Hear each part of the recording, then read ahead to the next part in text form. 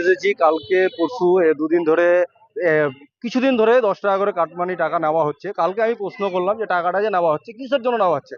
আমাকে ডাইরেক্ট বলছে তোকে বলার মতো আমি যোগ্য মনে করি না, গাড়ি চালালে সোজা মতো চালা, নাহলে এখান থেকে বেরিয়ে চলে যা। তাই বললাম আমি তো গাড়ি মিউনিসিপালিটিতে চালাচ্ছি, আমি ট্যাক্স দিলে মিউনিসিপালিটিকে দেবো, আমি তোমাদেরকে কেন দেবো?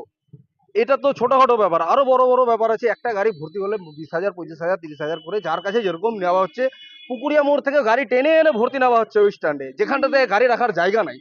অথচ ওখানটাতে বাইরে থেকে গাড়ি ডেকে নিয়ে এনে ভর্তি নেওয়া হচ্ছে। এগুলোর প্রতিবাদ করতে যাওয়াতে আমাদের মোটামুটি 40-45টা গাড়িকে বলেছে এখন তোরা 200 টাকা করে না দিলে গাড়ি চালাতে পারবা না। এখন থানায় আমরা অভিযোগ করেছি।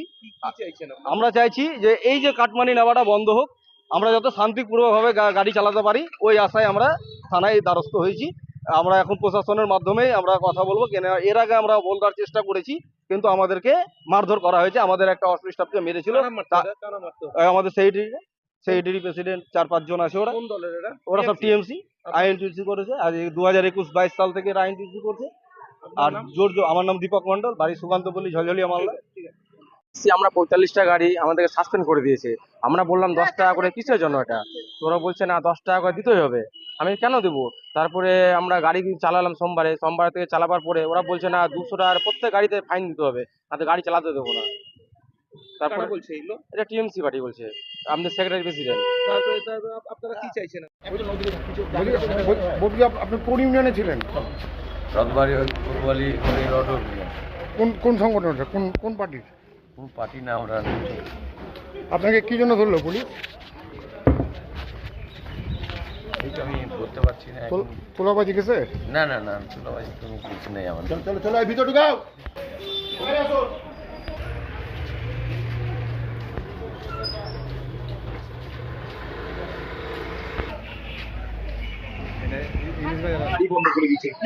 না না, এটা পুরোটাই মিথ্যে অভিযোগ করেছে ইউনিয়নের নামে। এটা পুরোপুরি ভিত্তিহীন। এটা আমরা প্রত্যেকভাবে টাকা তুলছে আপনারা দলের পক্ষ থেকে, আমি সংগঠনের পক্ষ থেকে কি নির্দেশ দিয়েছে? দেখুন, প্রথম হচ্ছে এখন এই মুহূর্তে আমি তো আমি আইএনটিটিউসি সভাপতি ছিলাম, লাস্ট 1-1.5 বছর আমি নেই। যিনি জেলা সভাপতি আছেন উনি বিস্তারিত বলতে পারবেন। কিন্তু তারপরেও আপনি যেটা বলছেন, প্রথম কথা হচ্ছে কেউ যদি এইভাবে টাকা তুলে থাকে সেটা সত্যি বেআইনি এবং এটা অন্যায়। এই কাজ যারাই করুক সেটা অন্যায় করেছে এবং এই কাজ ইমিডিয়েট বন্ধ হওয়া উচিত। তৃণমূলের প্রভাবিত এইসব অটো স্ট্যান্ডগুলো ছিল, এখনো সেই প্রভাব আছে। তোলা মানুষকে এক্সটর্শন করা, লাইন করার নাম করে সেখানে বিভিন্নভাবে অবৈধভাবে টাকা নেওয়া, এই অভ্যাসগুলো এদের থেকে গেছে। সেই ঘটনায় করেছে, পুলিশে কমপ্লেন হয়েছে, দোষীদের গ্রেপ্তার হবে এবং আইন অনুযায়ী ব্যবস্থা হবে।